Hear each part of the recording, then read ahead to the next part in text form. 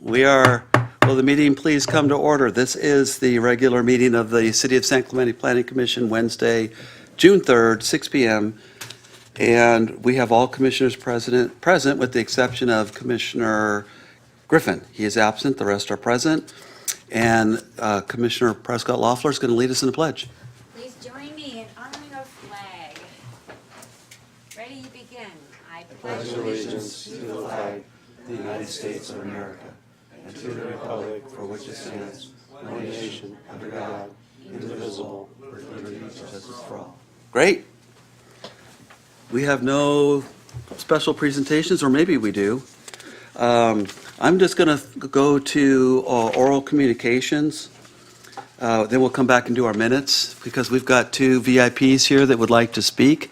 We have the Honorable Mayor Loeffler here, as well as the Honorable City Manager Andy Hall. Mr. Mayor, welcome to our humble meeting. Well, thank you. I won't take up too much of your time, Chairman Cosgrove, but I just want to, thank you guys for you don't hear enough of the great work that you've done. We've had some really complicated projects come up, some really interesting things, and you guys have navigated through all of them and made it so much easier for us to at the council to approve them, which we do.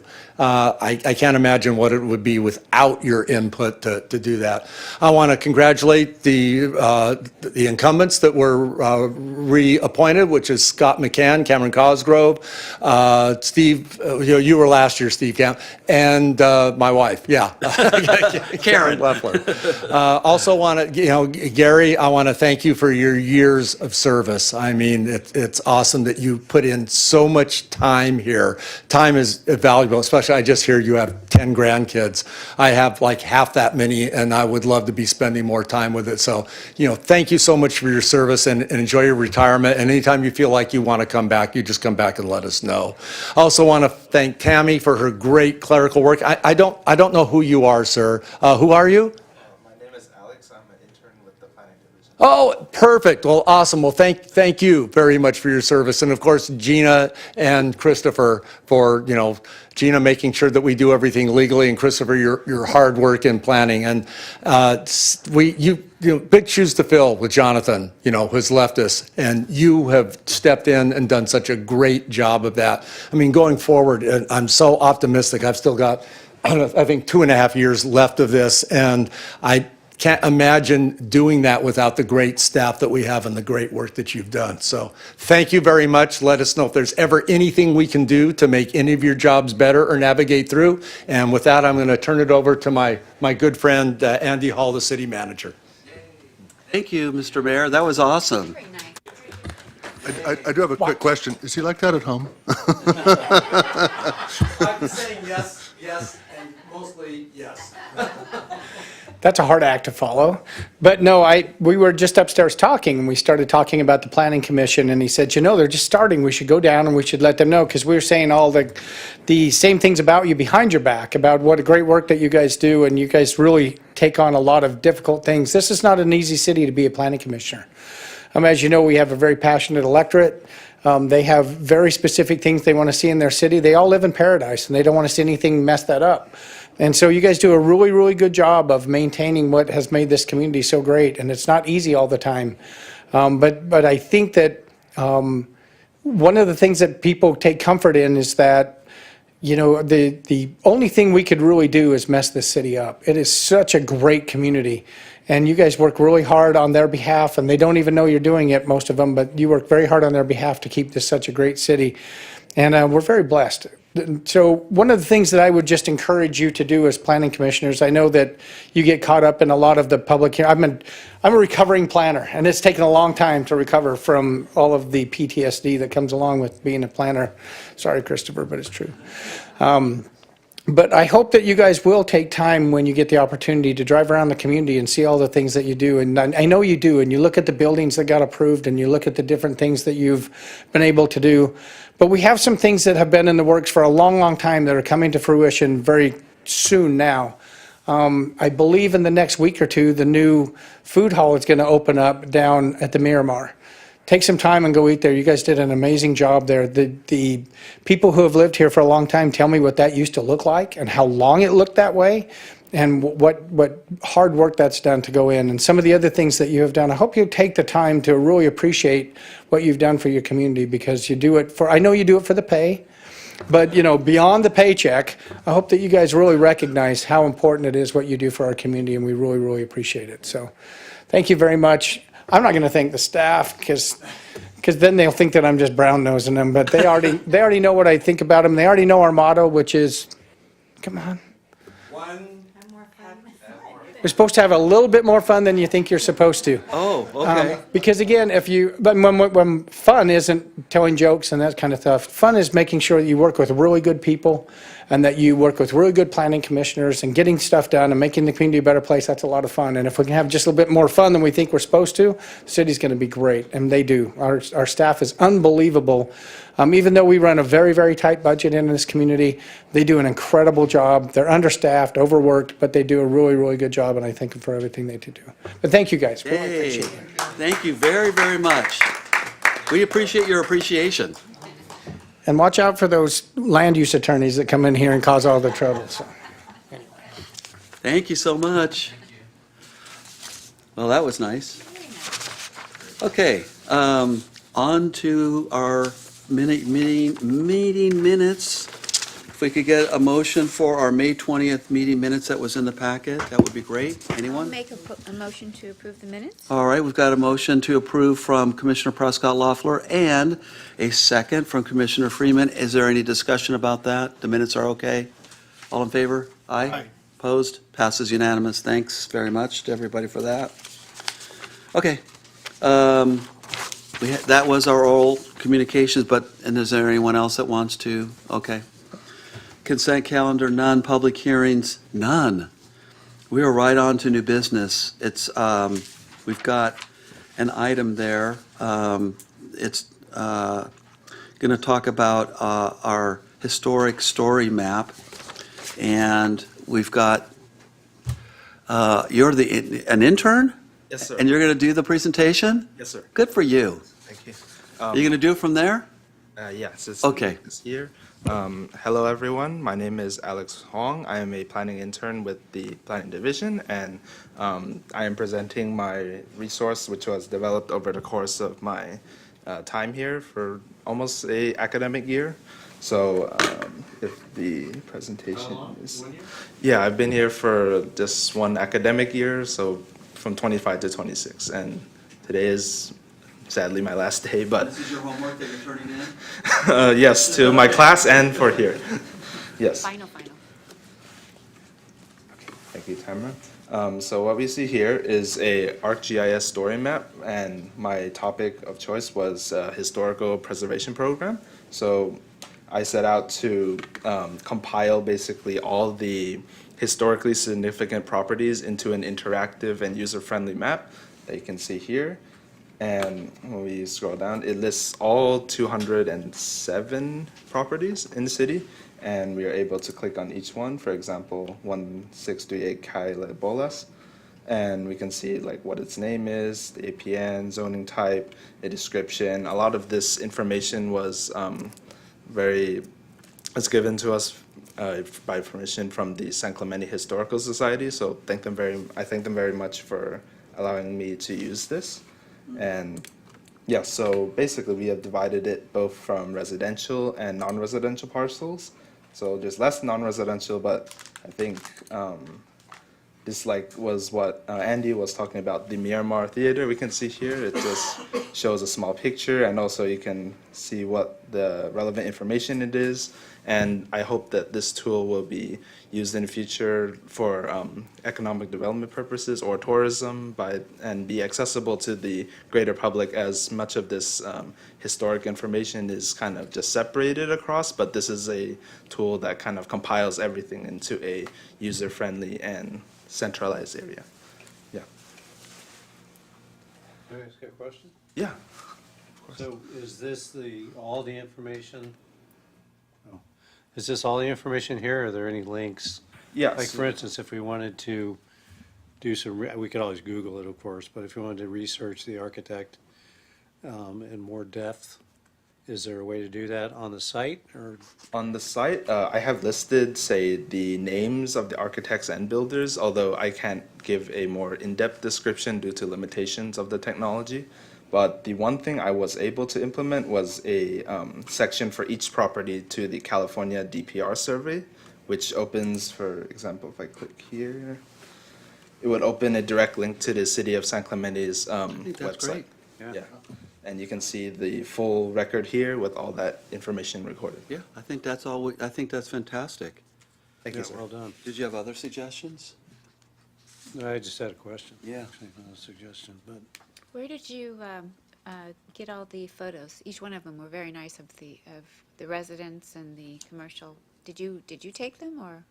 So these photos were graciously provided to us by the San Clemente Historical Society. I've been in contact with them since last September, yeah, around that time. So and like going to see if they would be able to give us more, both current and historic photos. So just anything that would give more life to each of the properties that we see on the map here. Very well done.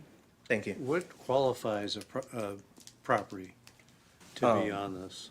Yeah, so it was, this was developed using any property that was recorded with the DPR and also from whatever was existing in the city GIS resources, which, that is a wide network. And from what I was able to find, it was a list of all 207 certified properties.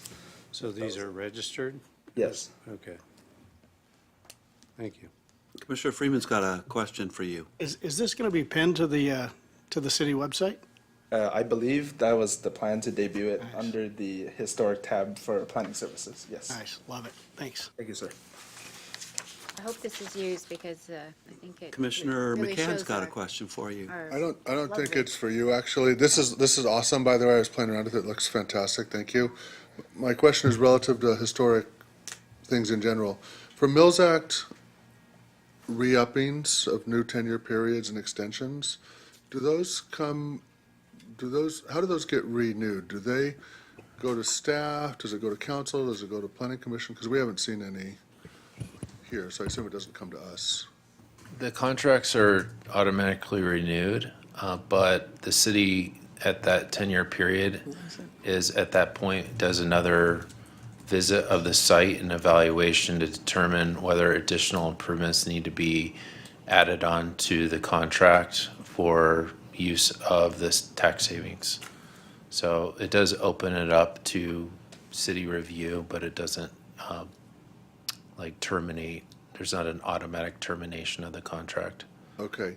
I mean, this is a little off topic, but I just want to put it back on the radar screen, which I think that, people get Mills Act benefit on certain properties that are completely screened from the public right-of-way. You can't even see the resource. And if that's the case, I don't know why they would get Mills Act benefit, because it's kind of not really a public benefit to have a historic resource that you can't even see. Behind vegetation is what I'm talking about. So I think at some point we ought to have that discussion. But anyway, maybe starts with the the design review subcommittee is like a historic cultural resources. Yeah, it's a policy question ultimately that I think the council would need to probably be informed by staff that they would want to make an amendment to that policy. Right. But we could probably discuss it there sometime, Okay. the merits of that proposal. Yeah, I mean, we welcome input if there's particular historic structures where there could be some concerns. We could take those comments and make sure that we have them on record the next time that we are looking at the status of that contract. Keeping in mind that we do outreach with those property owners to make sure they're in compliance with their contract. So if there's opportunity to work with them to improve it, we will do so. And there's also municipal codes that apply to maintaining properties and historic structures. So I think that there's provisions in the code now that would allow us to address some of those issues if we hear about them. Okay. Thank you. So I give you a really good grade on this. You did a great job, and I think it's going to be a big benefit. What I would, see if Can I the, ask you a personal question? Mm. Yes, sir. So you're going back to university? Is that, Yes, so this project was developed in conjunction with my internship, which is partnered with the UCI Advanced Field Study. So I'm a fourth-year student at UCI right now, and this, with the completion of this project, is also the completion of the concurrent internship program. oh, okay, so what's your degree? I am a major in urban studies, so urban. planning. Urban studies. Yeah, Good luck with that. can offer him a job. thank you. No, I wanted to just suggest or ask you, I guess you're using the Historical Society data. Their images and descriptions. Did you cut and paste it into this? Is that how you did it? Yes, that was the permissions they granted me. Yeah, but that was a lot of work, so thanks for doing that. Did you notice if they had in their descriptions any historical designations, like this is a landmark? You know, the thing that makes there's a stratosphere of different designations, so did you notice that they had, because I didn't see that in here, like those designations, and I was wondering if that was available and could be added.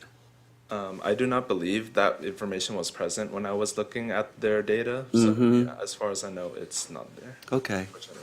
That might just be, I know we have that information, so that maybe for the next intern, they could go through it and add that in. That would be great. So that leads to a question, I guess. Hmm. You know, what are the benefits of this feature? Is it just to be informed of, you know, the historical character and quality of the city? Or is it a resource for people who want to maybe buy properties and, you know, find out if it is registered and, you know, that kind of stuff? Is it, what was the intent? Yeah, so that was right on. Well, those were the main intents, to develop this for both tourism, economic development, or business, or even just viewing the 207, the multiple historical structures that make up the city character. It's a interactive tool that I wanted to make accessible, since a lot of this information is kind of, you have to dig through the website or some research to. You do, you have to go search it out. It takes a little bit of an effort to do it. I've tried it in the past, and that's kind of why I was asking about those designations, because I was trying to inventory them myself and figure out, well, how many of these do we have? And it was difficult. It's a huge, Yes, sir. huge resource. Yeah, so Oh, thank, that's great. yeah, That's fantastic. okay. Yeah. So thank you very much to the Planning Commission for your time, and Put that down that you made a presentation and got a really good response. And we Thank all you. like it. Yeah. thank you all for your time. Thanks so much, Thank you. and good luck with your final year of school. Thank you. Okay, yay. It's not often we only get just good news, so, well, thank you so much. Okay, we have one more item tonight, which is under old business. It's item 10. It's a geological hazards report. That's a step towards the local coastal program. And this is going to be presented by Christopher Wright tonight. And I think a number of us have read this, and it's something that Christopher's going to start with an overview and give us the context of why this report, what it's for, what its purpose is, and then we can have discussions. And I know we've got one speaker for it. So you want to take it away, Christopher? I do. Okay, thanks. Good evening, Chair, Commissioners, Christopher Wright. This report went to the Planning Commission December 2025. And the main purpose of this evening was to update the Planning Commission on work that's happened since then, in working with the Coastal Commission on this project. But this is a piece of a larger project, the local coastal program, which is a priority of the City Council and its general plan strategic implementation program. Basically, to implement the general plan, one of the big initiatives is to update the city's coastal land use plan where needed. That was certified in 2018. That includes policies for the coastal zone. And then a local coastal program includes that document as well as what's called an implementation plan. An implementation plan is the zoning, essentially the zoning element for that set of policies in the coastal zone. And that work it started some time ago, but it got put on hold for various reasons at the direction of City Council, and it resumed with a Coastal Commission grant. So we got some funding. Part of that included consultant services, and this project benefited from that. So one of the projects here for geology specifically, city contracted with NGO Incorporated, and they've been serving in an advisory role for city staff. They've been attending a variety of meetings, working on this document. They prepared the geologic hazards report. And the goal of this part of this is a deliverable of the grant to provide a guide to homeowners and developers that are doing development projects. They are required to do a site-specific geologic study in order to develop it, especially on a coastal bluff or canyon. And this is to help give a very easy to access source of information for a project going through the project planning phase. So what sort of hazards and issues do I really need to be mindful of when I'm preparing that site-specific geologic hazards report in order to identify what my bluff edge should be and some of the other items that would affect the design of a project. Okay, so that's the high-level overview of why we're doing this. It's a grant deliverable, and part of the reason why we're doing this work earlier in the process is to help inform what policy amendments and the implementation plan drafting related to geology. The consultant had looked at several site-specific geologic hazards report for development to understand historical rates of erosion. They mapped out on aerial photographs various geologic features such as landslides and some other observations as part of this document towards the end. They've described a number of factors that go into understanding like sea level rise, assumptions, and other hazards that someone should be mindful of. But the document does make it clear that everything is based on the best available science. That's the Coastal Commission's position. So assumptions on things like sea level rise, understanding of it changes over time.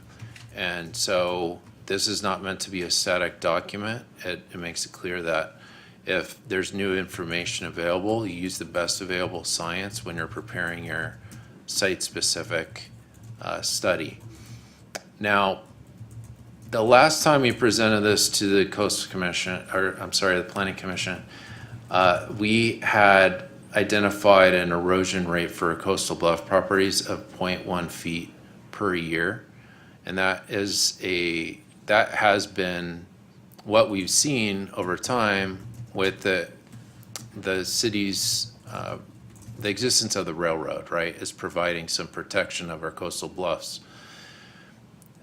When we take projects and we review them and then they go to the Coastal Commission, what often happens is there's this back and forth between the developer and the Coastal Commission and the geologists with some debate on what assumptions should be made, including erosion rates, the existence of the railroad.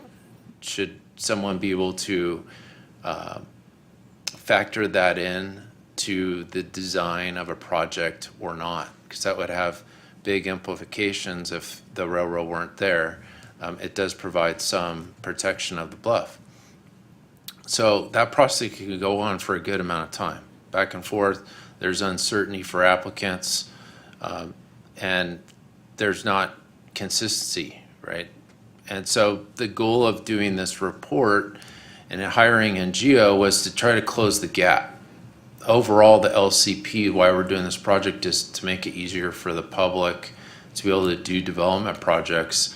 And a big piece of that is geology and these back and forth geologic debates that go on for development projects.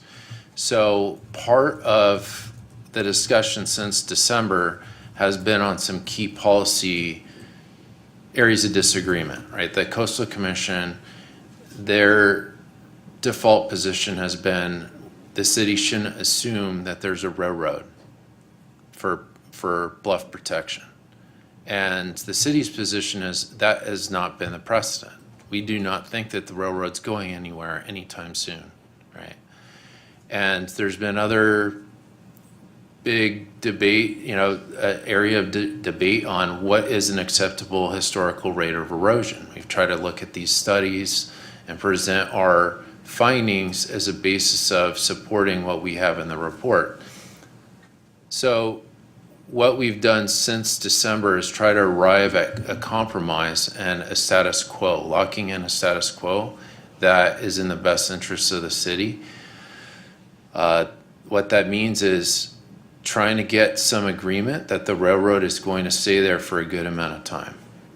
And so we came up with and got some concurrence on is a formula-based approach for erosion rates that would be based upon a 2055 horizon year for the railroad according to OCTA's latest strategic plan, right? So we think that it's going to be there longer, but we were trying to find a way that we could convince the Coastal Commission to agree on some data point, right? With the understanding that we would revisit this topic within 15 years. That would afford us the ability to continue to work on other initiatives that we have, like sand replenishment projects, right? The city has this new initiative that we're going to be presenting to the voters, continuing to work on that. And that work would help us with this discussion with the Coastal Commission on assuming what would likely erode our coastal bluffs by pushing out the beaches and having more support there. Then the existence of the railroad is much less of a factor. So this is an ongoing discussion. This is not like the final document where we're not asking you to approve anything tonight.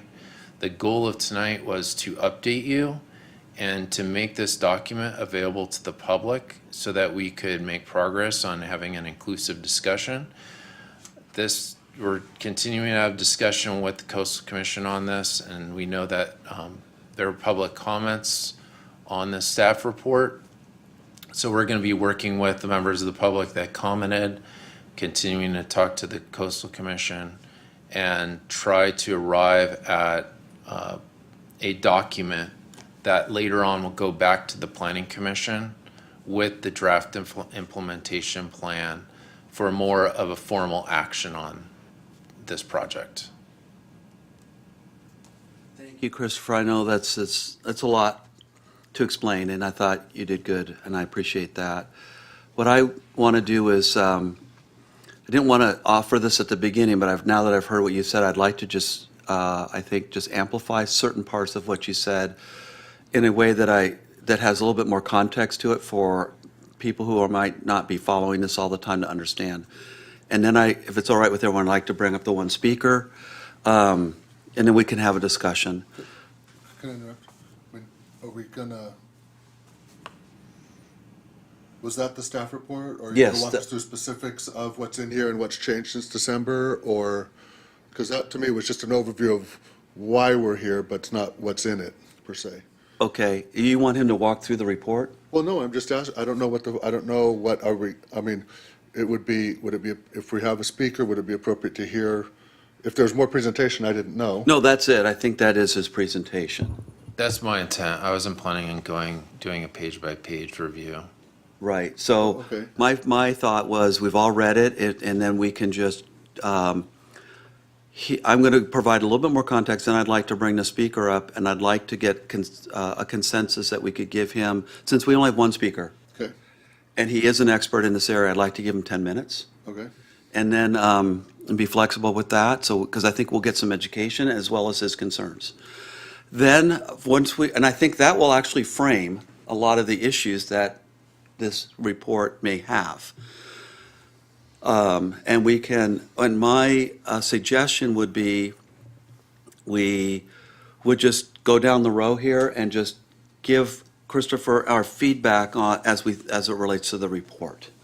And that's it, by exception, versus drain the whole page by page, section by section. I just don't think that's, No, for sure, no. yeah, I just- productive. Yeah, Okay. okay.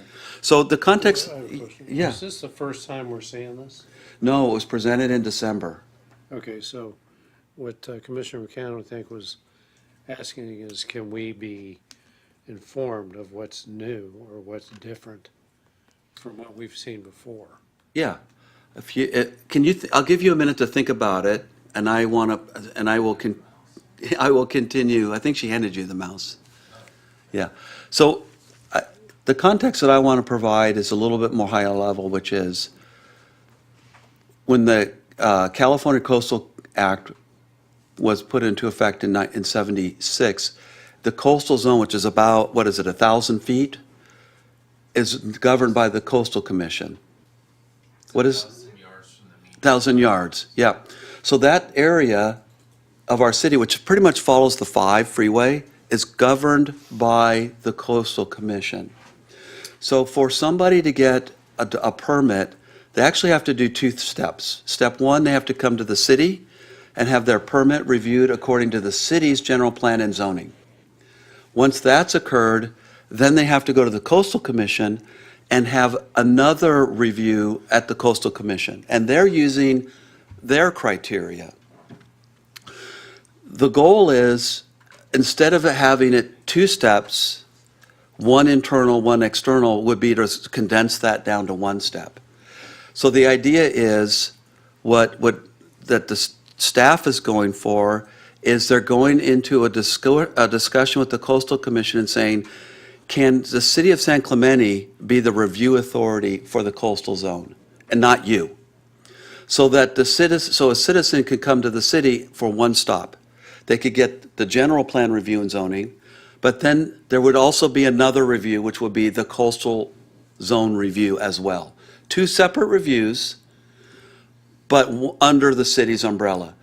The benefit of that is that when you go to the Coastal Commission, that's kind of a moving target, and you don't even know what your timeline is. You can be there a year, 2, 3, 4 years waiting your turn.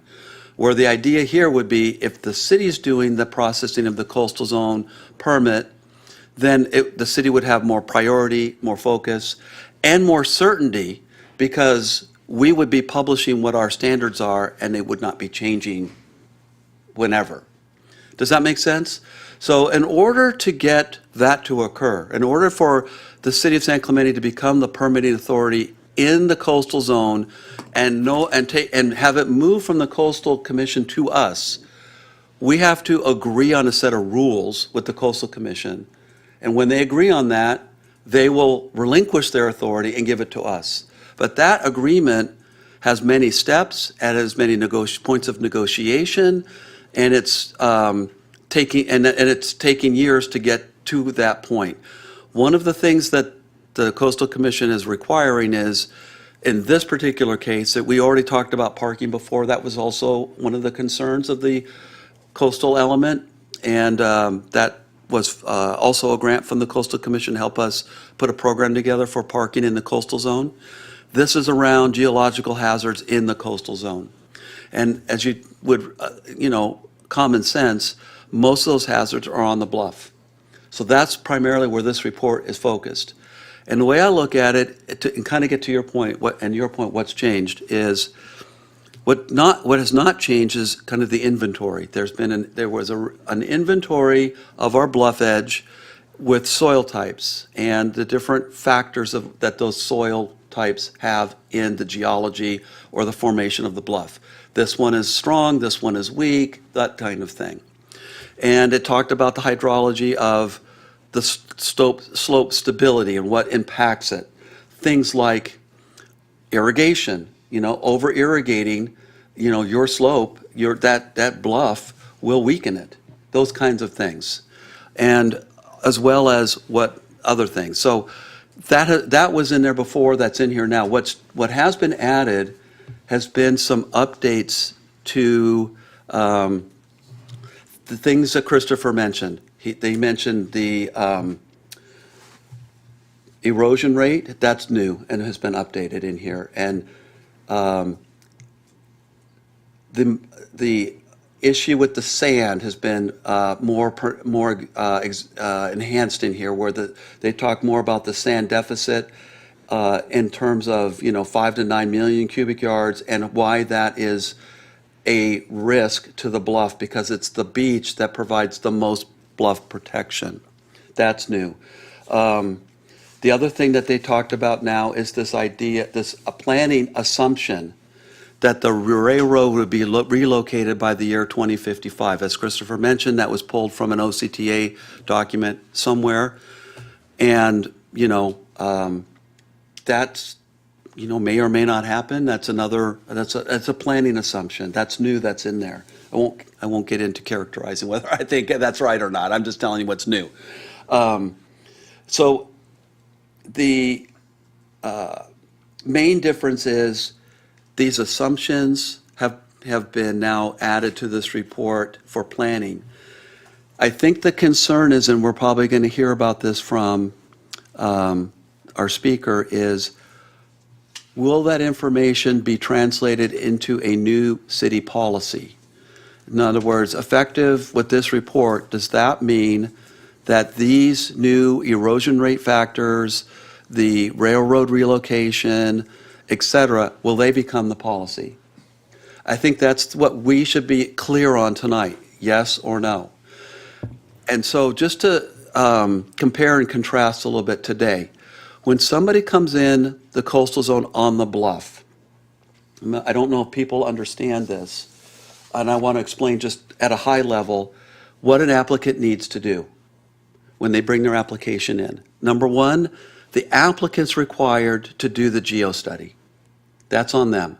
As part of that study, they need to define the bluff edge. Where is that bluff edge?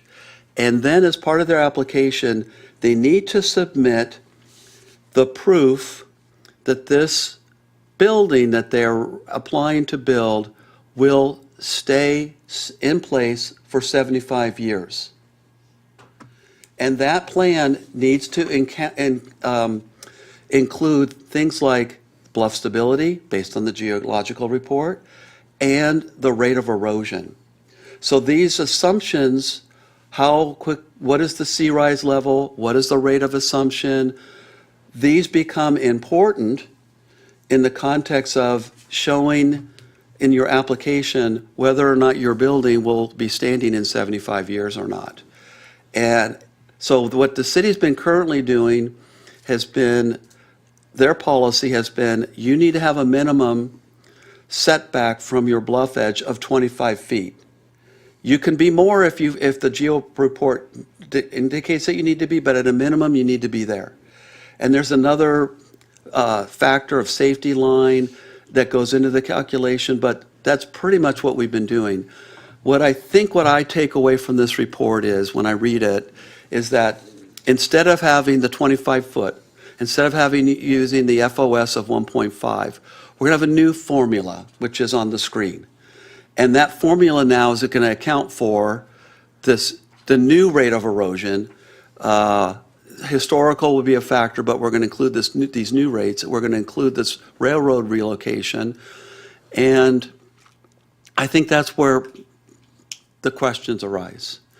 And whether or not, and so I think for tonight, my recommendation to my colleagues is this: I don't think we're going to be settling this tonight. I don't think we're going to be able to look at this and say, well, I think that formula should be different, and here's how it should be. I don't think we can get there. What I think we need to do is focus on what what does this report mean? How will this report be used? And will it be used as policy or not?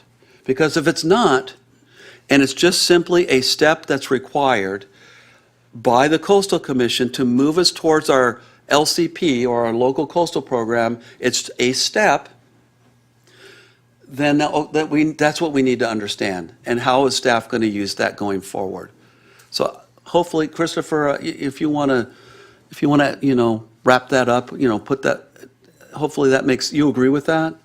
And I do agree with that. That's a great summary. Yeah, most of the focus since December has been on this erosion rate assumption. And, a goal of ours to provide more certainty for applicants going into doing their geo study by providing some baseline rate of erosion. So it doesn't eliminate the need to do their site-specific geotechnical report. What we're trying to go for is making it easier for someone by being able to assume some baseline rate of erosion, because oftentimes applicants will go to the Coastal Commission and they don't have a baseline to work with. They're starting from zero. It's wide open. It's entirely based upon that study. And so instead of just having it set up like that, we're trying to narrow a gap. So there's that discussion back and forth is much smaller. Now, theoretically, the city would be making the decision on the project, but for projects in a certain area, they're subject to appeal by the Coastal Commission, right? So those are like your bluff top lots. The Coastal Commission would still be able to look at the LCP that would be adopted by the city and certified by the Coastal Commission to review the city's decisions if it chooses to, right? But that still provides more certainty than what we have, right? So the goal, that's the entire goal is that certainty. Now, we are not asking for the Planning Commission to make a decision on this document. It would not become policy. The intent is just to provide another means for the public to be able to view this document and update the Planning Commission with the expectation that we return at a later date as to give you another update when we have more information.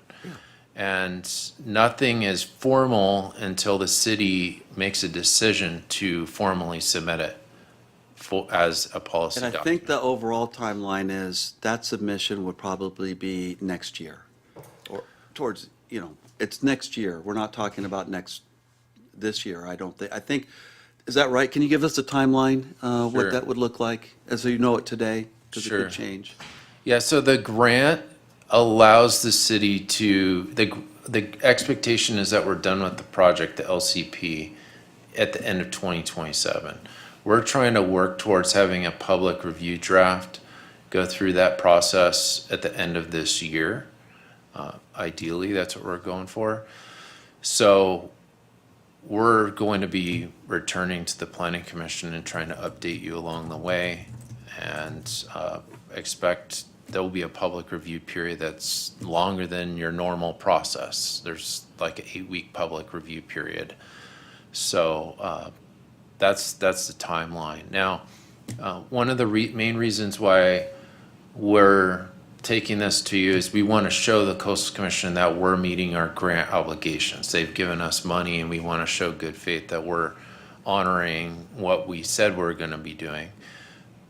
Even if you don't receive and file this document tonight, if you choose not to, staff believes that we're showing that we've met our commitment, because Great. we have released to the public, we've gotten some comments, but the expectation has never been that this is where it stops. This is just a stepping point. Great. Can I ask a question? Yeah. Mr. Camp? So with this grant, you hired this consultant who gathered information from multiple resources. Did they receive direction from the Coastal Commission or from the city, or both? They're our consultant, but they participate in meetings with us and the Coastal Commission at times.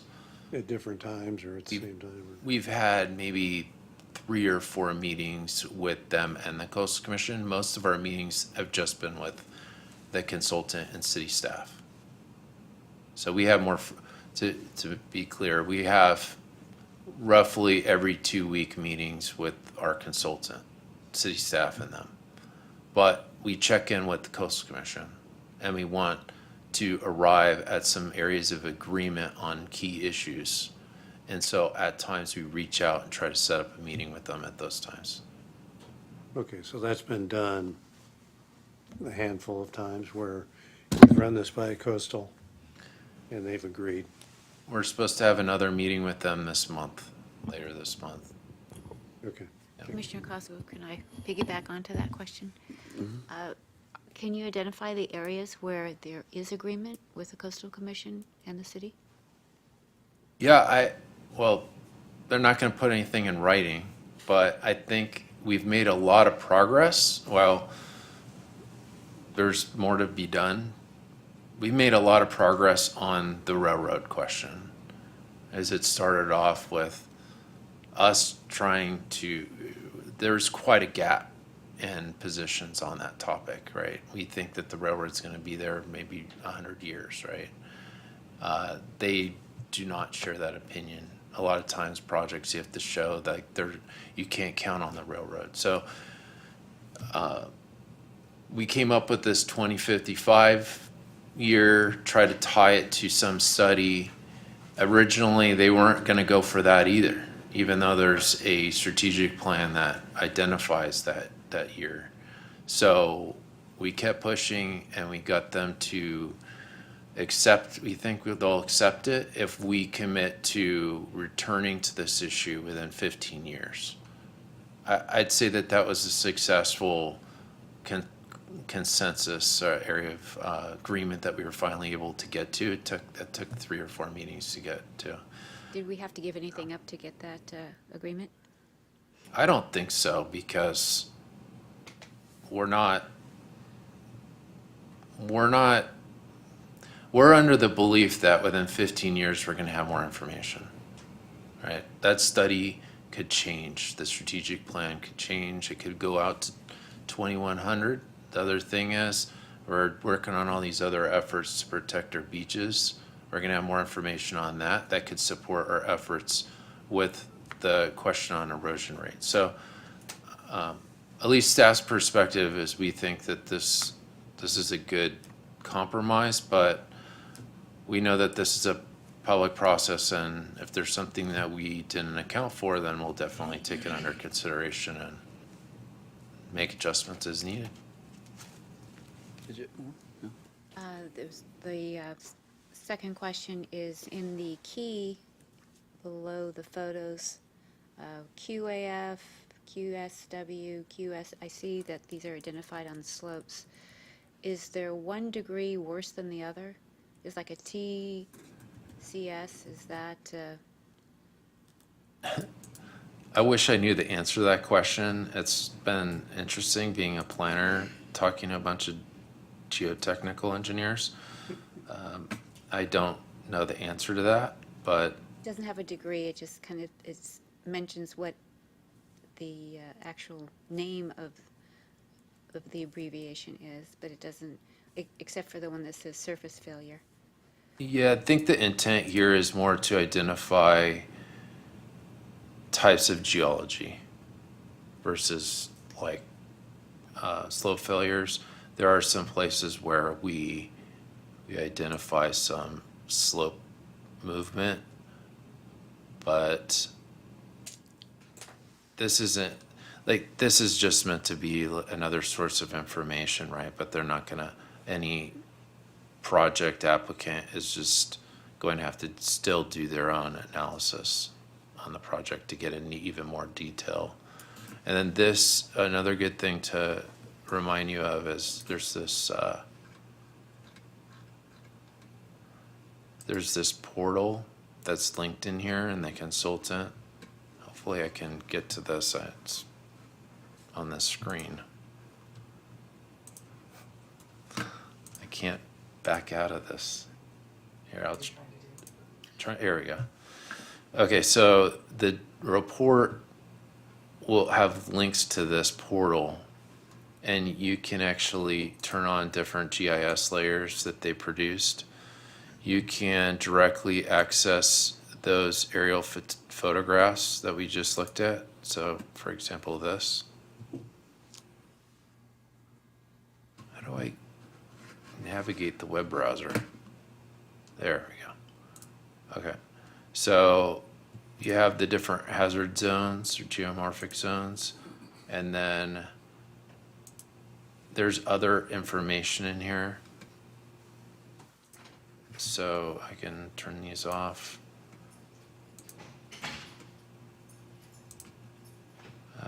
There's some landslides that are documented. I have those on here to help people give some insight when they're planning their projects and doing their analysis. So this is meant to be also like a evolving tool. If we get more information, we would update this. The likeliness is that every so many years, the city would fly over and collect new aerial imagery and data to continue to monitor any rates of erosion and have a better means of establishing those rates when we do updates to these documents, so that there's less projection of things and we have evidence to support our conclusions.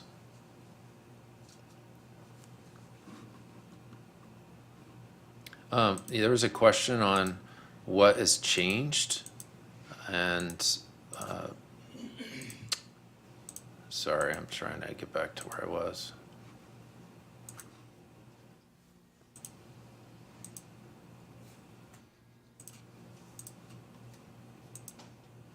Okay, I'm just gonna.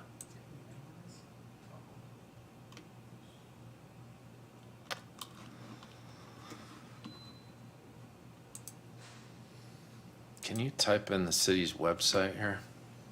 I think it's the first tab. Can you alt-tab to your staff report? There it is, It's the second Go tab. up. Go up. right there. There. Okay.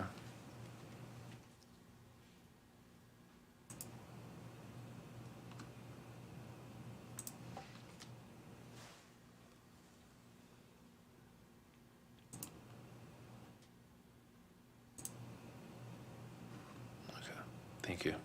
Oh, that was clever. Actually, I have a table of contents. Go to plus.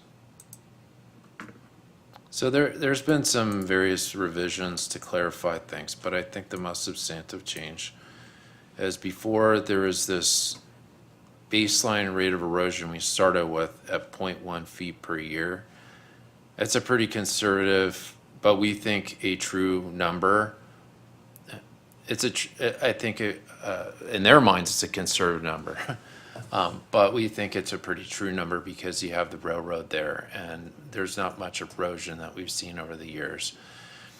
We started with that because that's what we experience. That's the precedent, right? The railroad is there. We don't think it's going to move for a long time. They did not share that view. They said, no, you can't just assume that it's going to be there forever. And we continue to have that discussion. So then we arrived at how are we going to get to a place where we have some agreement. We've already talked about the 2055 and the OCTA study and all that, but it evolved into doing a formula-based approach. Some of that discussion is still ongoing. So which numbers would we assume for erosion without the railroad? That's an ongoing discussion. I'm expecting to be in a meeting with a bunch of geologists debating it. So I don't have any conclusions on that topic, but it's just a work in progress. That's a new approach to this document. Yeah. Is it all right if we bring the speaker up? Yes? Yeah, I was just gonna ask. Go how ahead, many- Gary. How many Orange County, LA County, San Diego County, Ocean cities have already had their LCP approved and can act on behalf of the Coastal Commission? I don't have a number, but I do know that, Any? yeah, like Newport Beach is one that we're looking at, Solana Beach. Yeah. Dina Quite a few. It's has not an one. anomaly. There's quite a few. We're actually a smaller number of not having one. Yeah. And, you know, historically, and correct me if I'm wrong, Christopher, but I think this is not the first time we've tried it, and I believe that we were at a point in the late 90s where we could have adopted one and chose not to. And again, it is a negotiation with Coastal on what the terms are in there. And if we don't like the terms, which I think is what happened in the 90s, we just no, right? Yeah. So, anyway, it's a complex arrangement to get to a point where Coastal Commission will give up their authority and move it to us. They are trying to put their fingerprints on it, and we're trying to keep ours on there, and that's the tug of war. So with that, I want to recognize Mark McGuire. He has been patiently waiting. He is a San Clemente resident, but is very familiar with these kinds of issues. And, yeah, 10 minutes. And if you need a few more minutes, Mark, just feel free. If I could just have one extra minute to congratulate the student who did such a great job. Yep. That'd be great, because it really was, I saw that on the website already. It's fantastic. My daughter, and by the way, I'm Mark McGuire, resident of San Clemente. My daughter and her husband just bought one of those houses. I was able to click on it, see it, you know, so that was exciting to see that resource. So, and it was hard to find those without that resource. So it was really kudos to him. And quick segue to this, which is that and if you get another student like that, something that would be really helpful would be to evaluate along this bluff, which of these structures is a pre-coastal act structure, because those structures have the right to bluff or shoreline protection on into the future, whereas the Coastal Commission says any structure that's built after 1977 does not get that right of protection. So understanding where along that bluff we have pre-coastal structures, and then we also have pre-coastal structures in the form of the sewer trunk line and other resources that give us rights to protect. So that's relevant to the negotiations that you have as you try to get us LCP. And then the last kind of precursor I'd say is it's worth trying to get an LCP, but if you don't have a good one, don't adopt it. Just let us battle it out with Coastal. And I appreciate the efforts of staff, and I'll start with that. So again, thank you for the opportunity to speak. And to have this much time. And thank you to city planning staff for taking time to consider input. Chris is really great that way. It's not an easy topic. There's a lot of uncertainty, a lot of complexity. And I'm not a geologist either. None of you are, and I'm not. But I do work with them on actual applications along the bluff, canyons and shoreline here in San Clemente, and elsewhere up and down the coast. And my goal is to ensure that we have an appropriate approach when assessing hazards risk now and into the future, and that we not adopt a document prematurely. And by adopt, I don't mean that it's officially a policy in all respects, but I'm going to be very careful about this. There's a lot that's good in this document in its draft form. It's an administrative draft. But I do not think it should be delivered to the commission as a final report at this time. I think more work would need to be done. If they say, hey, we gave you a grant for a deliverable that's a final report that we can put on the shelf, and we can cite to it like they do on some of your other reports, like the sea level rise vulnerability assessment, they cite to that quite often. Now you have an adopted nature-based adaptation report that they may or may not cite to in the future. I'm concerned that if we deliver them, you know, even if it's something that can evolve over time, if it's a final report, they will start using it as they see fit, as, you know, something that they can apply when they're reviewing projects.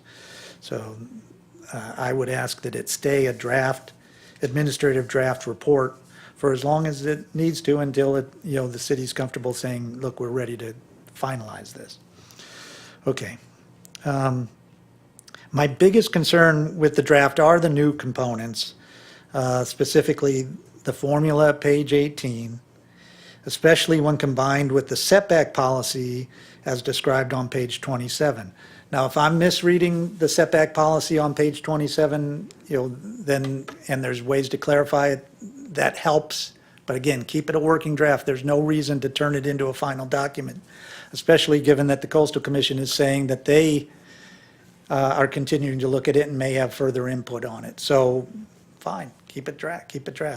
But those two things are concerning, and I'll explain why in a minute. But I did want to, before discussing the formula, I think there is an underlying premise or presumption that shows up throughout the document that is doubtful, namely that the waves used to attack the bluff, but were blocked from doing so 135 years ago by the railroad. What follows from this premise is that if, when the railroad relocates, wave attack at the toe of the bluff will immediately begin again. The Coastal Commission makes this same assumption quite often in staff reports and findings that they adopt. But the premise is not well grounded.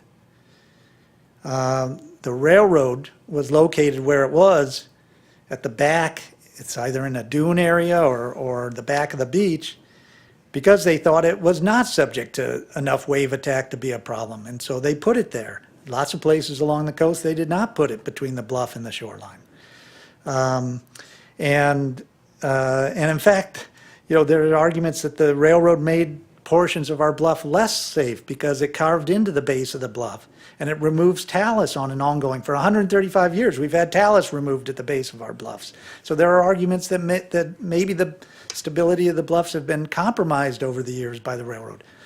Now, there's no doubt that over time, as at certain places, especially, say, Mariposa Point, we have conflicts, and they've had to protect the railroad, and they've put rock down and more rock, and so that there are certainly places where, absent the revetment, there would be action that would start moving toward the base. But there's 50 feet of right-of-way before you get to the railroad in most of, before you get to the toe of the bluff in most of the places, and so.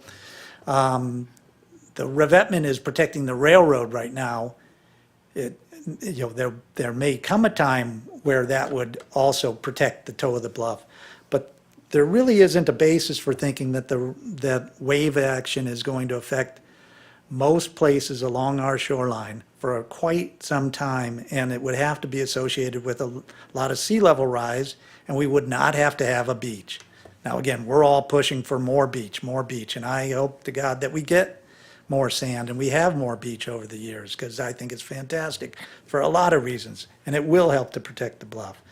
But the notion that we should assume that if the railroad were gone, we would immediately have wave attack at the toe, that's not a sound premise.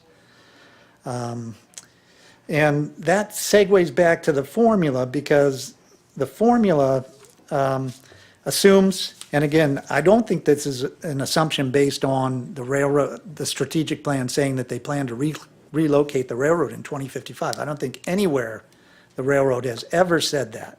If they've said that, that's news to me. Stop the presses. But the railroad may have a strategic study that only goes out to 2055, and I know that they are going to be required by the Coastal Commission to at least consider relocation options, because Coastal's giving them emergency permits to protect in place, mainly from the bluff hitting them seaward as opposed to the waves hitting the other way, but both situations are going on right now. But there is nothing that says the railroad is leaving. Having said that, even if the railroad were to leave, and even if all the revetment was to be removed in 2055, there's nothing to say that the sea level rise will be such that there will be wave attack in 2055. We've had to make the assumption in many, many of the reports that my clients do for these projects that the railroad is not there. And for the most part, the assessment is that the risk really doesn't become acute until you're up well over 1 meter of sea level rise. The best science is that we're not heading to that level of sea level rise till well past 2055, I can tell you that. The best science is that's the high likely range in 2100. That's kind of the highest level. Now, coastal tries to make us take literally 1 in 1,000 sorts of scenarios, tail end risk with high emissions that are becoming less and less plausible given the use of electric and battery, and solar power and what have you, such that the notion that we're really going to be facing that sort of risk within the next 75 years, it's not likely. And so what happens is we have these kabuki dances with the Coastal Commission. I call it a kabuki dance because what happens is our consultants come in and say, this is what we think. We think this house is safe, set back at this distance, given the slope stability, given what we know about the erosion rates in this particular area, and given that we don't think that the wave attack at the toe is going to be an issue for the top in the next 75 years. And then they come back and they say, we're not sure that you're being precautionary enough. There's a chance that with sea level rise on these higher ends, after 1 meter of sea level rise, that you're going to get a tax and erosion of the beach, and it's going to work its way to the back and start working at the toe, and then that will indirectly affect the top. And I can tell you that kabuki dance goes on.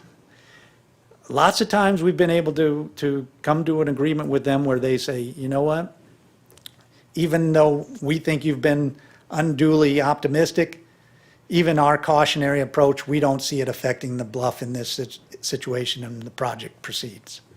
But with one caveat, they say, but you assume the risk, you waive any right to bluff or shoreline protection, and you, now, the latest has been, you prepare a contingency plan that if you monitor over the next 75 years, and if the house becomes threatened and red tagged, then you have to remove and you can't fix it without a bluff or shoreline protection device, then you have to remove the house. And we make our peace, the project gets approved, and we move forward. I say that because that's exactly what happened on a project in April of 2025. That's the most recent one that I've done on the bluff. That house is 34 feet from the top of the bluff edge.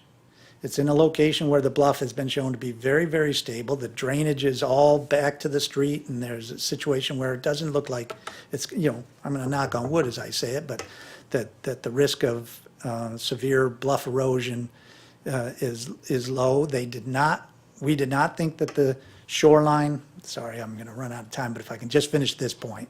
Keep going. The shoreline, we didn't think that the wave attack was going to be an issue for that project. And so we thought that the geologists thought that the home could be safely sited 34 feet from the edge, which, by the way, is about 15 or 16 feet further from the edge than the house that's there today. It's a new house. The Coastal Commission thought we were not being pessimistic enough about sea level rise and what might happen in the future. But they said, but there's uncertainty here. You waive your rights. You agree to a monitoring and a removal contingency plan, and the project can move forward. If that project had applied this formula, we would have been 10 and a half feet further back than what we were able to get in April 2025 through the Coastal Commission. So that's where my concern comes from, is that it's not a one-size-fits-all situation. I mean, I could, without attacking, because I don't mean to attack, because I know they're working very hard. It's a complicated situation. But, to apply this formula, for example, to the bluff top behind Capistrano Shores, where the mobile home park is, the Coast Highway is there. The notion that that we should be assuming an accelerated rate of erosion in 2055 because the railroad's gone, we also apparently will be assuming that the mobile homes are gone also, but the Coast Highway has to be gone. And that's a long way to get to. Even if all of that happened, that's still quite a bit of distance before wave action would start working at the toe of that slope. So that site doesn't seem to make sense. There are other places in town that have quite a bit of beach and area between the toe of the slope and the beach, dune systems or just dirt areas, within the railroad right of way. So it's just, it's not tailored, and I'm afraid that, it makes an assumption that doesn't really help us. We start assuming that the bluff retreat's going to accelerate after 2055 when we're not even, when it's almost certain that there will not be wave attack at the toe in 2055. So that's the main comment. There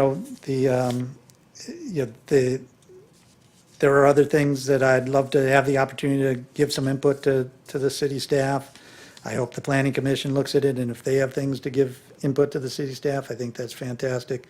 But until some of these details are worked out and fleshed out a little bit further, I think it should stay a working draft. I'll stop at that. Thank you, Mr. McGuire. And I think that is the bottom line. As long as it's a administrative draft and stays in that format, we can continue to shape this, and there are different factors in the shaping of it. Let me keep you up there for a minute. Just look down and see if anyone wants to ask you a question. Karen, you want to ask Mr. McGuire a question? You didn't formulate this, but I'm seeing that there is a lot of drainage in some areas, and in some areas there isn't. So what is the Coastal Commission's opinion on granting a project when there is no drainage? Yeah, so again, every project's specific, right? And our geologist and they put their professional stamp on these plans. And they figure out where they think a project can be safely sited. And if there's an area where the drainage is heading toward the bluff edge and it's affecting the bluff edge, then the rate of retreat for that specific site would probably be greater in the analysis that the geologist does. I mentioned the one house that was at 34 feet. I've had projects recently that were at 55 feet, and others are, a little bit beyond 40 feet. It does vary depending on the particulars of a specific site and the conditions of that site. Does this draft allow for the variances? It allows it as an upward ratchet. In other words, there's a minimum. And that was there's a little bit of ambiguity, and again, this is getting in the weeds a little bit, but, Chris said that the last time there was a 0.1 erosion rate for kind of the default rate if you don't have some specific information otherwise. The way this version reads, especially with regard to the canyon slopes, which they're calling bluffs, and I would respectfully think it should be called canyon slopes, not canyon bluffs.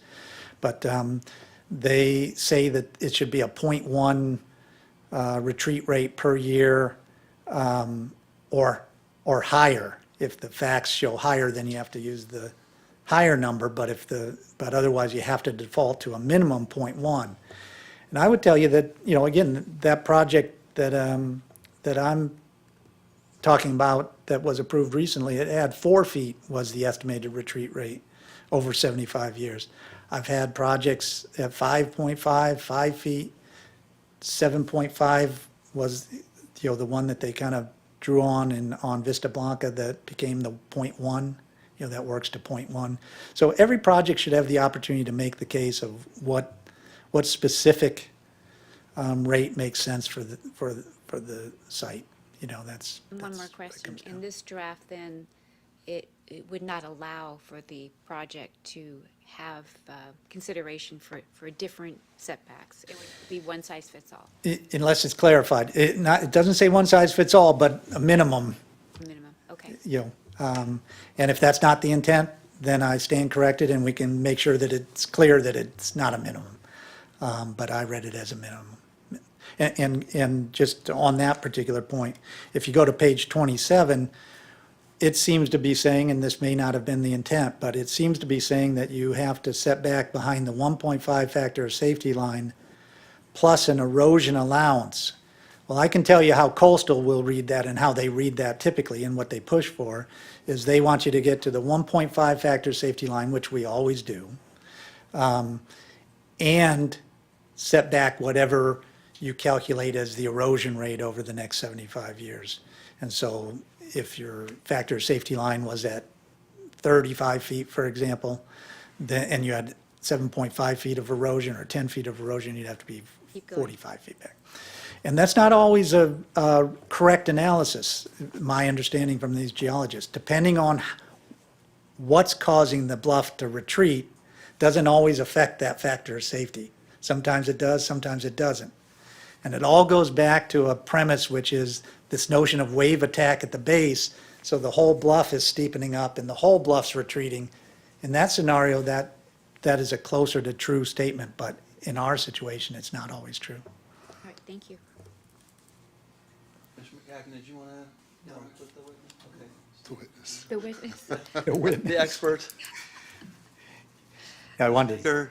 to say, I'm sorry, I'm probably becoming a pain in the neck for you guys. I've shown up at a few of these meetings, but I do appreciate Yep. the opportunity. Yeah, to did do. you want to ask I questions? do have a couple of questions. Thank you very much for your expertise and insights, because we, sitting on the commission, don't get any experience dealing with coastal and what they're like, and when a rubber hits the road, when they're trying to get a project approved.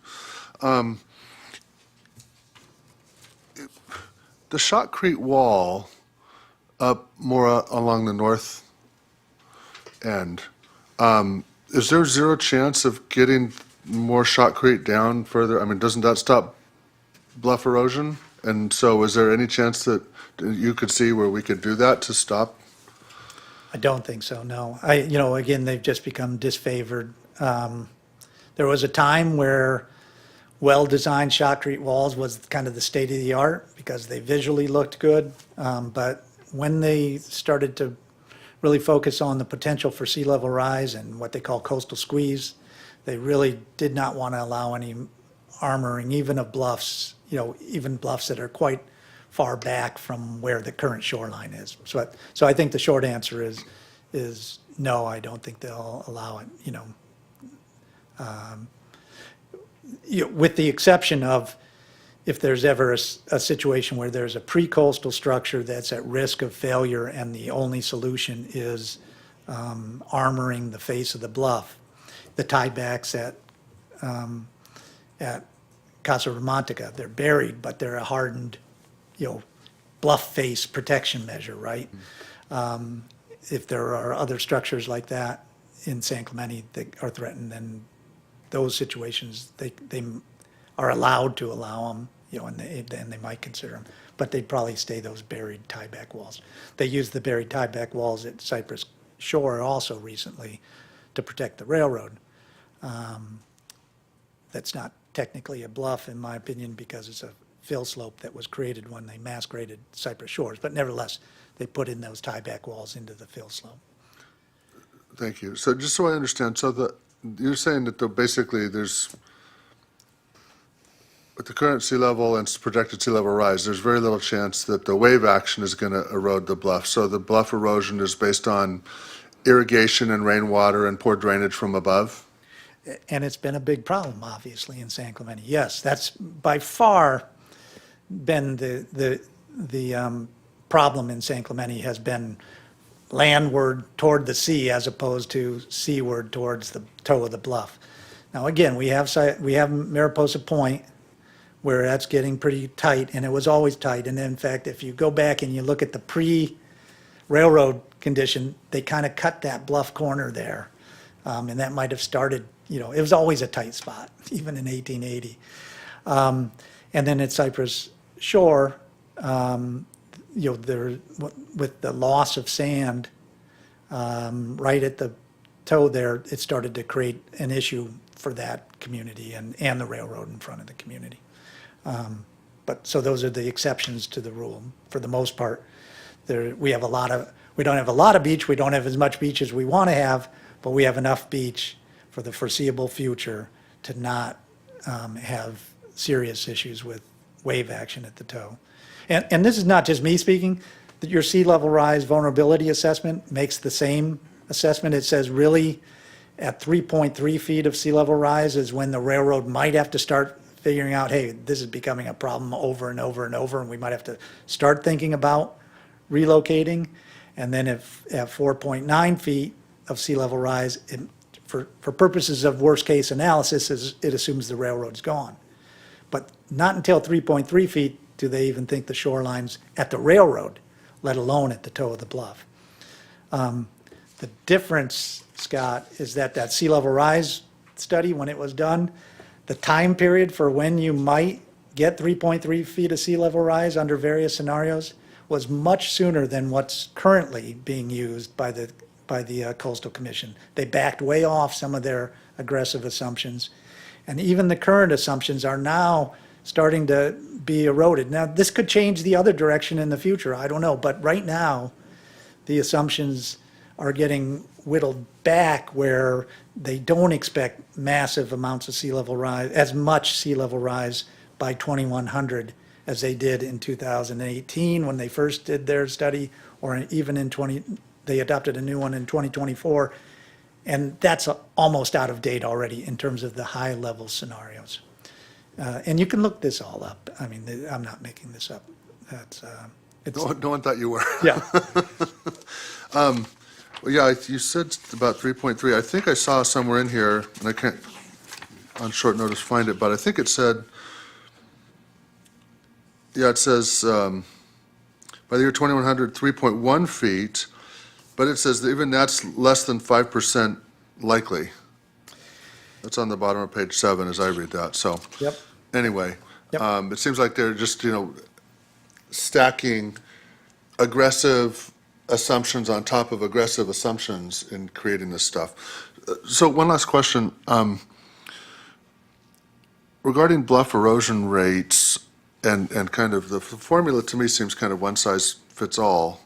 But if you look at the bluff, if anyone's ever been on the bluff, on the beach trail, it's massively different. Like you've got sheer verticals of rock, and then you have areas where it's laid way back from prior erosion, and clearly those are going to have massively different erosion rates, but this seems kind of one formula. Yeah. Or do you agree with that kind of? Yeah, if it was meant, again, I do think it's written in a way that says, look, if the historical rates are greater, you should use the greater. But it doesn't let you ever use the lesser. And then in terms of the 2055 rates, you have to use, and again, it's a working draft. If it stays a working draft, it's just a working draft. But the way it's written, it says, this is the rate. And it says 0.3 or 0.25 or 0.15 per year, depending on the type of material at the toe.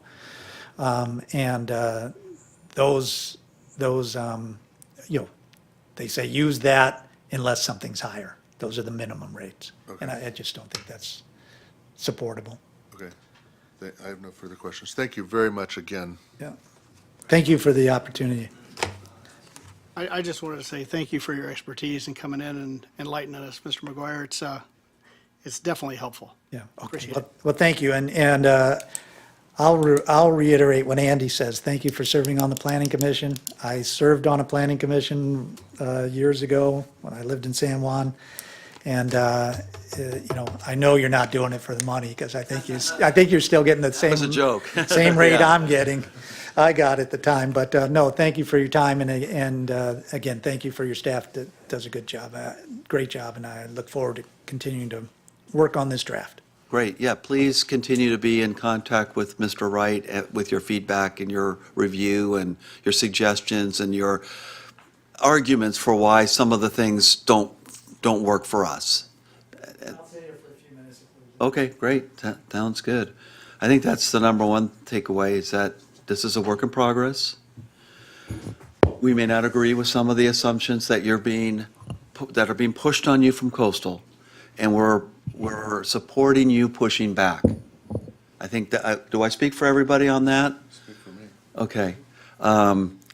So Christopher, I want to make sure that you can feel confident that we're supporting you pushing back on some of the overreach from the Coastal Commission, because they're trying to continue to regulate us, even if we were to get a certified local coastal plan with their overreach by pushing this agenda on us. And so it's clear that we do have the opportunity to push back, and we should.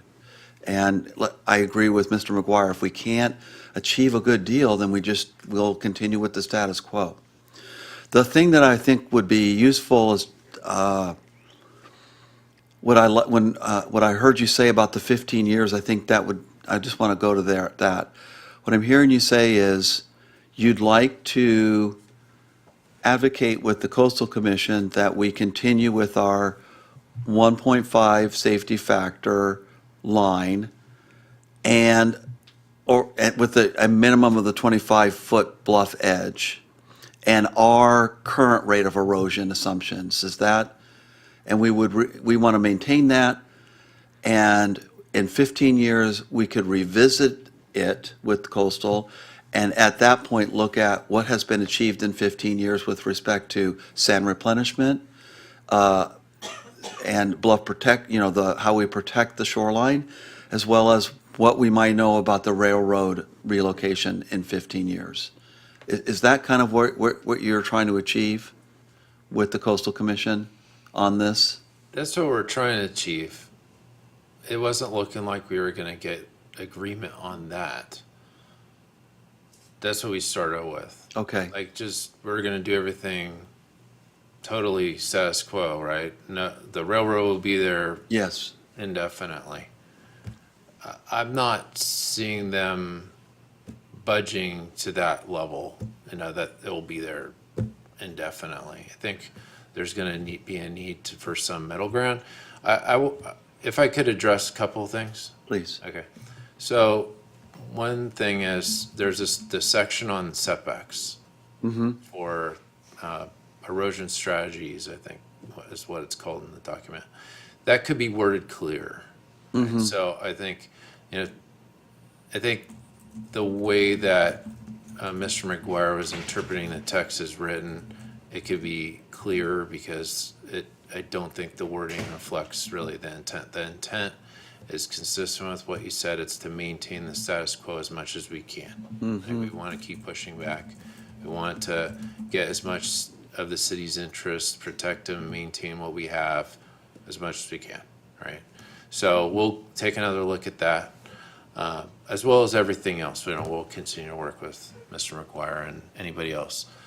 The formula is meant, even going back to the 0.1 feet that we started with, the goal was to have a baseline rate of erosion, right? So we started off with this initial question: should the city just do what we do now and just say everybody has to do a site-specific analysis, and they're going to go through all the analysis, they're going to figure out their historic rate of erosion, and there's just going to be wide open, just like right now. There's going to be this back and forth. I forget the name of the dance, but the kabuki dance. So we're going to be the ones to do the kabuki dance with the applicant. And I think that the intent of initiating this LCP was to minimize that, to reduce the chance that we do the back and forth. And so that has been an aim of ours. To arrive at that, we came up with and it's a work in progress, but to try to find some acceptable baseline rate of erosion. If you want a lesser rate, I think the way it's worded in the document, if you want a lesser rate, you need to prove it. So your site-specific analysis needs to prove that a lower rate, say the formula, if you want something less than the formula, fine, you need to prove it to us. So that's our intent. Our intent is not to take that away from people. It's to try to allow them, though, to start at that point, so that they're not arguing for the chance to have that baseline. So I think we just need to work out more details there, but I wanted to emphasize that message, that the intent is to help people avoid as much kabuki dancing. Agreed. Yeah. Yeah. We want to add certainty. Certainty always promotes, benefits. And in addition to the certainty, we want to provide the ability for people to have a local jurisdictional review, because you can come to City Hall and you can talk to you. You can talk to Adam. You can talk to the city manager. If you were to go to the Coastal Commission office, you're not going to talk to anybody. You'll just sit there in their lobby until they kick you out when they close at 5 o'clock. You're not talking to anybody. You have very limited access to that group. So that's another benefit, right? If we are the review authority, then we have then citizens can speak to us directly and make their case and get customer service. Whereas now, they just have to wait. What else do we want to talk about on this before we wrap up? Okay. You got some stuff? Yeah, first of all, on that 5.1.6, the setbacks, it does say at the bottom, setback distances may be adjusted based on site-specific geotechnical conditions. So that to me doesn't say you have to use the minimum. Correct. Or- So I think maybe it could be more clear, but I think that's already pretty clear. You need to make a case. We'll That's just one item. I mean, I think, we're not gonna come up with, all we're gonna do is provide some input. That's it. Here tonight. So there's a few things that I just wanna mention. I don't think we need a lot of discussion about it, but there are things I wrote down that I was thinking. First of all, I don't think, renovation of existing properties is addressed specifically. Correct me if I'm wrong. And we see a lot of situations where the bluff, it's clearly, there's an erosion problem and there's failures, and yet there's no clear direction about how to deal with that, other than the building gets red tagged and you have to leave, right? Or destroy it or whatever. So I think that should be part of it. I don't know if you guys agree. That's one thing. The other thing, the objective here is to get to a point where, to streamline this thing, we have to have, I know it's a 79-page document already. A lot of that is exhibits. But we need to have more detail in terms of, I think you alluded to this, the different conditions. Or Scott, maybe, I don't know. Because you have these vertical cliffs of rock, and then you have these, steeper slopes and then not as steep. And so even looking at, and it's nice that we have those photo images, but looking at, okay, there's a change here of condition. There's a different scenario. So this needs to be treated differently. And so I think if we want to get to a point where the Coastal Commission says, okay, yeah, I can see that. And again, you're the one that has to negotiate. But if we can get into more detail in the different regions and the different slope types, I think that will help us in the long run. The other thing, this report, and I'm kind of talking about that anyway, this report treats all the bluffs the same, pretty much, in terms of evaluation of the erosion. And I think we need to really look at the different conditions and how those are dealt with. Also, on the beach side, I tend to agree with Mr. McGuire that really the issue is on the slope and back from the slope. But even if we are going to talk about the erosion from the beach side, there's also a lot of different conditions there. I mean, you mentioned the Mariposa location. At T Street, there's a shelf, so you're not going to have the same kind of erosion from the coast, from the wave action. So it's different as you go along the beach, and it's different where you have Coast Highway, between the beach, obviously. So that needs to be addressed, I believe. The different soil types that are on the bluff, even though it's all pretty bad soil, right? That's South Orange County. That's the way it is. Still, some of it is, at least it appears to be, a different composition of geology. And that should be factored into it, I think. I think we should have examples of projects that have performed well. You know, there's some projects that look like, at least as you look at it, you're like, wow, how is that still standing, right? Maybe over by Riviera, just south of that, the vertical, the condos or wherever that were built, Right. you know, a long time ago. Those are doing great. Why is that the case? So we can cite examples where they're literally on the bluff, and for however many years and for whatever reason, those are successful. Because that sets a precedent. And I know you guys are doing that anyway. Yeah, I mean, I think those are, which of these items are new in this report? Yeah, so I think all those need to be incorporated into this study as we move forward. Clarify, most of the comments you just described, those are issues that are evaluated in real detail with the site-specific geotechnical analysis, right? Because they do soil borings, they look at the individual site-specific differences that might afford someone to, let's say, have a lower erosion rate than the baseline, right? This document is meant, I think what would help is just to explain a little the idea behind here, is it's meant to be kind of like a high-level document, just like someone is, let's say someone doesn't know San Clemente, and they've been hired to do an analysis for a client for their site-specific analysis. This is to help speed up the process a little bit to understand San Clemente and the sort of things that they need to consider. That's what this document's supposed to be. Later on, the Planning Commission's gonna be getting more legislative text, right? Zoning code standards and policy updates and things like that, that will be used in conjunction with this document. So when someone's coming in, it's going to say, you need to do a site-specific analysis.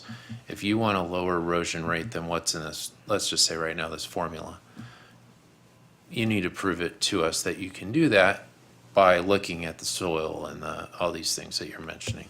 So I think you have good suggestions. I just want to frame this document, what it's supposed to achieve. Yeah, and I It's a think little what's different leading than me to make those kind of suggestions is that it appears that what Coastal Commission's looking for is something that they feel comfortable handing off. And we want to avoid appeals by the Coastal Commission in the future. And, you know, these are a lot of different factors that, even if they're just mentioned, you know, like you should consider beach erosion, you should consider distance from the high tide line, you should consider, and we've already talked about drainage, soil types, you know, steepness of the slope, all that kind of stuff, so that we know that we're being comprehensive in terms of how it's evaluated. So when we get. Maybe those are just tools. That's all. Sorry, didn't mean to cut you off. Something that I want to touch on a little bit about that is when we're getting in, now we're going to start trying to work on more of the geologic implementation plan language. And a focus of mine is going to be, what is a good site-specific geotechnical analysis? So when you talk about, you should look at this and you should look at that, that's something that we're going to be looking at specifying in the regulations. So it's when we do get a document from somebody, let's say, and we do take that authority over to approve projects, we would be able to point to that document and say, you know what, your study isn't good enough. You need to show us how you're going to arrive at your conclusion. So that's a very good point. Yeah, we'll be looking at that. That's all. Okay, does anyone else have any other input before we wrap this item up? Commissioner McCann?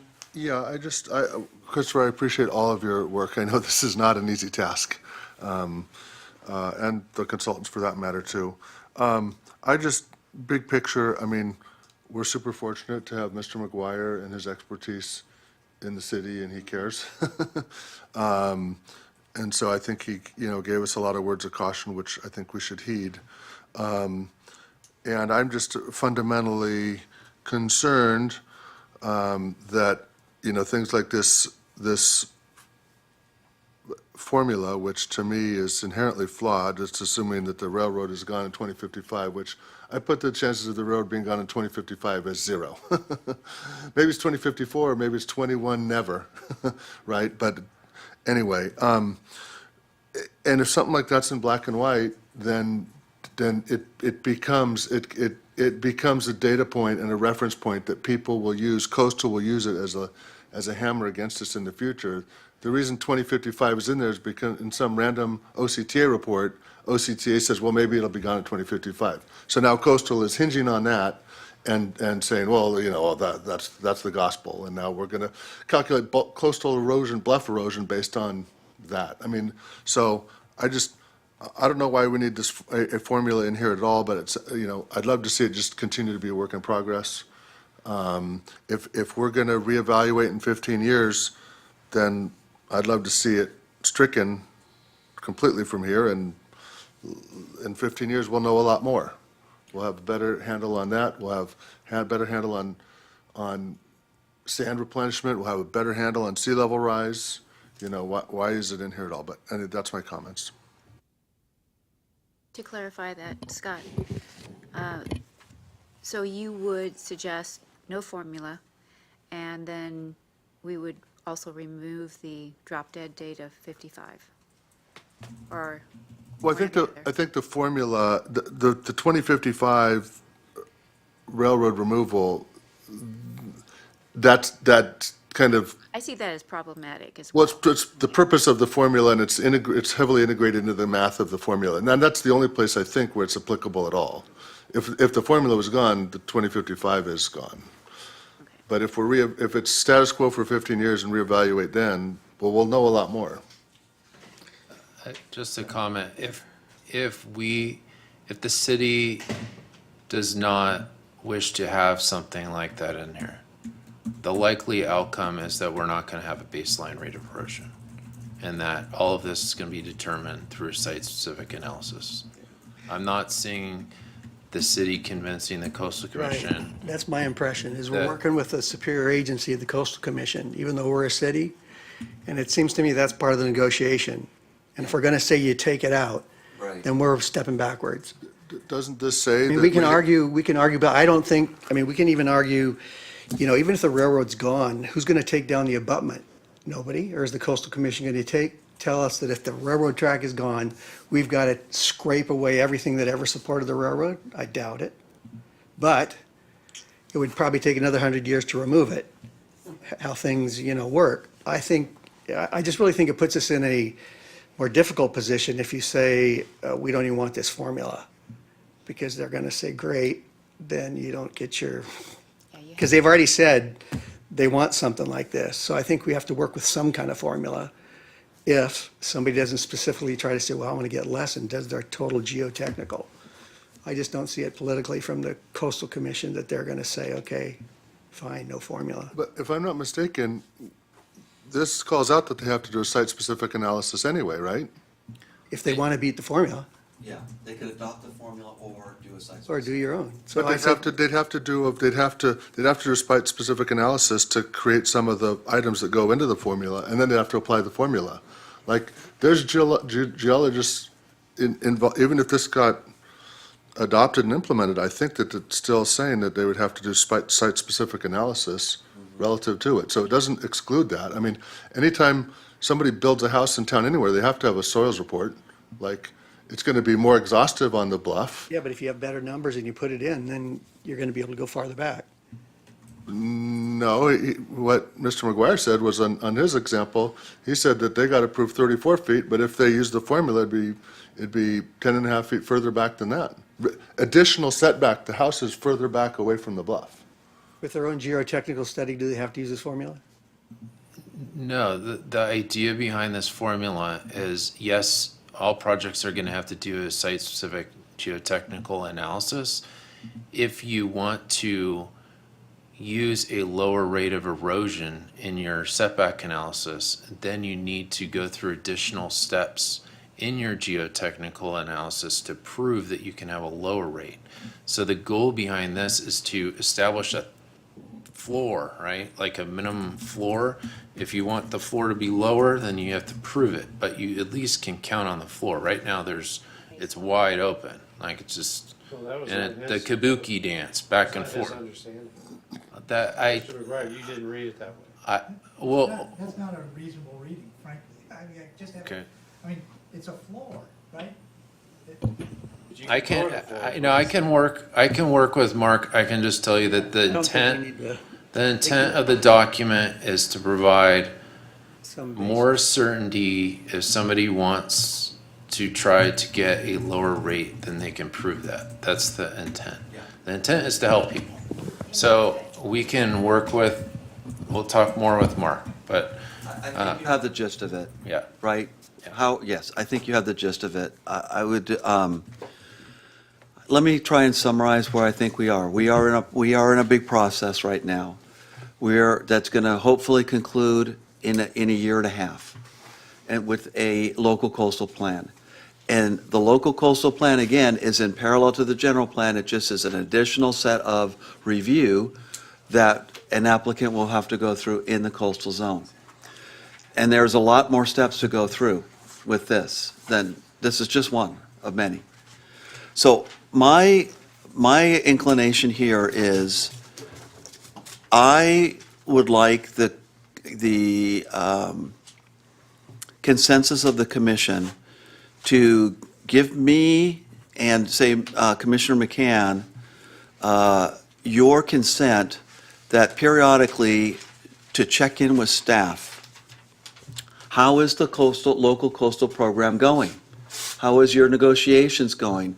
But so that there's no, I'd like to have dialogue in between now and whenever the next report comes out, so that we can have some more incremental updates and more incremental opportunities to interact versus just waiting. So if everybody's comfortable with that, I would like to, maybe we need to make it a motion, but just to give Scott and I the opportunity, say monthly, to check in with Christopher and sit down and say, so how's it going? How's the local coastal program going? What progress are you making? What are any of the latest updates? And just have a conversation. And if there's anything worthy of reporting, we can bring it back. But just to have a check-in. Sounds good to me. Does that sound okay to everybody? It does. Frankly, I will forget between, it's nice to have a periodic update rather than, Do we need a motion for that, Christopher, or can you tell that there's a consensus here for that kind of off you'll have to start. interaction? I don't think we need a motion. I All see right. a lot of nodding heads. Okay, great. I think piggybacking on what I just heard Karen say was, it'd be good occasionally to come and have a little interim update to the commission, not just, hey, we got our next iteration of the report. Here's our next 100-page report for you to read and tell us what you think. It was December, and to me, in dog years, that was a long time Yeah, ago. and that's what I think, if we do check-ins, we'll say, oh, this sounds like something you should come and talk to the commission about. Christopher, it's hard to deal with the Coastal Commission in everyday life, but to negotiate with them on something like this is a heavy lift, and thank you for, Yeah, I want to give Chris props for doing it, and hang in there. Absolutely. Can I mention one thing? Yeah, Which let's I want to wrap up. Let's have this as a hanging motion to conclude or whatever, but something I think we should be thinking about is what's in it for the Coastal Commission to grant us an LCP? Like, why would they want to unless they got things that they wanted out of it in there for us, the So- Coastal Commission is calling. Yeah, I have, Yeah, so I mean, it's just something to keep in the back of our minds. I mean, we know. anything, final words, Christopher? And I think we're going to take no action, if that's all right with you, Yes, that's fine. other than just our, Continue the course? Yes, yes, do we need a motion? no, no. I think I want to avoid the receive and file, because the receive is a verb. It's an action, and I just want to say, yes, the report was presented, we acknowledge the presentation with our feedback. Keep going. Point That's- taken. That is, I think, where we are. Just one understood. Commissioner McCann, one thing that the Coastal Commission gets out of an LCP being certified is less work. City is doing a lot more work than we were. So we get more say, but then we do more work. And that's going to be one of the trade-offs that we'll have to talk about later. Yeah, we will, that's right. There's going to be new work track. Staffing. Staffing, yeah, because now someone's going to come in with the, review for the general plan and the coastal plan. So it's 2 reviews, not just 1. Okay, we're moving on. Great. Item 11, commissioner reports. Any commissioner reports they want to make? Okay. Do we have a staff report tonight? Christopher, is there anything you want to talk about before we talk about the TFA? No, I can't think of anything. Okay. I would like to talk about the tentative future agenda. I would like to see if we have a consensus. The city council is dark in July, and that's when a lot of the staff takes their breaks and things like that too. I was thinking that it would be useful that we do the same. So maybe next year it'll be factored in, but this year that was not factored in. So I've asked the staff prior to tonight's meeting, could we eliminate our meetings in July, and I was told, no, we really need to have at least one. And I was looking at, could we do that on the 15th and just have one meeting? That's kind of what my thought would be. I don't know how much of this stuff that's on the July 22nd, if that's really required. If some of that could either be. 15th or the 17th? Twice as adjourned. So you have 3 meetings. I don't know what you're saying. You have a meeting on the 8th, the Meeting 15th, on and the- the 22nd. The idea is that at the next meeting, we would adjourn to July 15th. We will cancel July 8th. Yes, and cancel July 22nd. That's kind of what I'm proposing. I don't know the workflow and the load and where certain projects, if they're required to be heard and could be heard on the 15th or not. That's kind of the direction I'd like to propose. The projects that are listed for July 22nd don't have to be reviewed on that particular day. I think my only concern is the timing of staff reports and deadlines that go into meeting these meeting times. So that would just mean that staff reports for these 2 items would need to be pushed up, and